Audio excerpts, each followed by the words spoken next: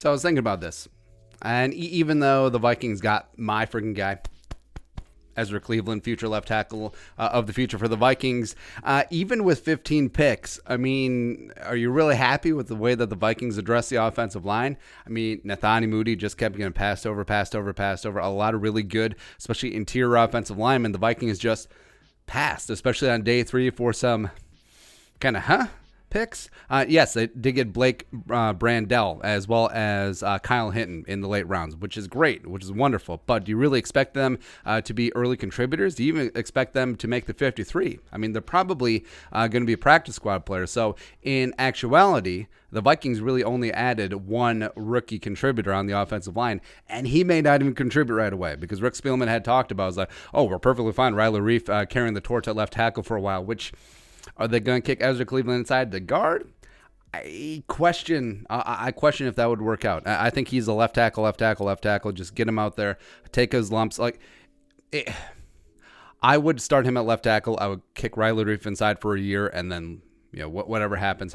But I am actually legit concerned that they do plan to have Pat Elflein start at left guard again, which, I've been the torchbearer for him for a couple of years. I really thought that a full year in the strength program, a full year off season healthy would benefit him, but last year was just a disaster. It really was. And now, could he get it together in year 4? Yes. Am I betting on it? Absolutely not. So what is the plan? Drew Samia is sort of already penciled in at that right guard spot. He is a right guard through and through, and I think that if he is ascending to the starting lineup, it will be a right guard, not left guard, where even in his own scheme, it's less important than a man or a gap scheme because left guard, it tends to be pulling quite a bit, but you do want your left guard to be slightly more athletic than your right guard. Right guard, you want more of a bulldozer right next to the right tackle. So what is the plan? Is Oli Udoh going to kick in the guard?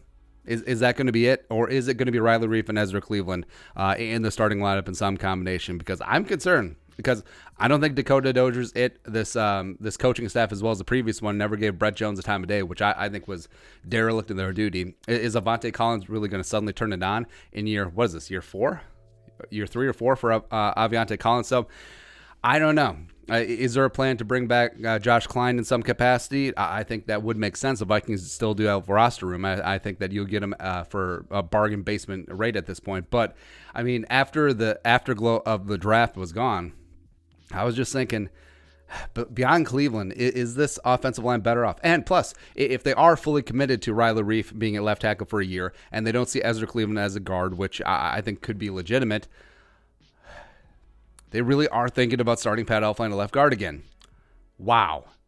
I mean, because here we are. I mean, if that happens and there isn't a significant improvement in 65's level of play and Pat Elflein is starting week 1, do you realize how quickly fans will turn? I mean, fans turn quickly to begin with. Let's be honest here. But as much as Spielman had been lauded for that amazing 15-pick draft, a very nice undrafted free agent class coming in as well, just the way that they operated in this very odd Rona quarantine draft season.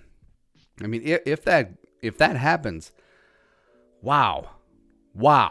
Because I think Kyle Hinton is probably a couple years away. Doesn't he add some size? The jump in competition is going to be huge. Plus, he has to get used to playing inside. He's a left tackle at Washburn, as well as Blake Brandell. He was a technician at left tackle. I don't think he necessarily projects inside either. I think he's a little bit too tall to play with leverage on the inside. I don't think that he's necessarily as fleet of foot to be on the inside, getting second level in the zone scheme. So I wonder what the hell is going on, unless there is a monster faith in Samia, in Udoh, maybe even in Avante Collins. But I'm just trying to grasp at straws here because I still don't know what the plan is. I don't. I sincerely hope that it is Ezra Cleveland, left tackle, week 1. It is Riley Reif, the better of two evils at left guard, week 2. At week 1, but also on a massive pay cut because we're not going to make him the 6th highest paid guard in the league, which is what his contract would be if he was flipped inside the guard. So we'll see how this plays out. But as of right now, I mean, after the amazingness of Cleveland, the fact that you went rounds 3, 4, 5 without offensive line help, it's rough. That was 9 picks too. Or no, 8. Okay, because he traded out. Whatever. Either way, are you concerned about the Vikings O-line still? I always will be. forever and ever. Amen. Let us know in the comment section below. Subscribe for daily Vikings takes. If you want to support the work, pull us on the Venmo. Please give us a follow on social media as well. But until next time, Skol, production value.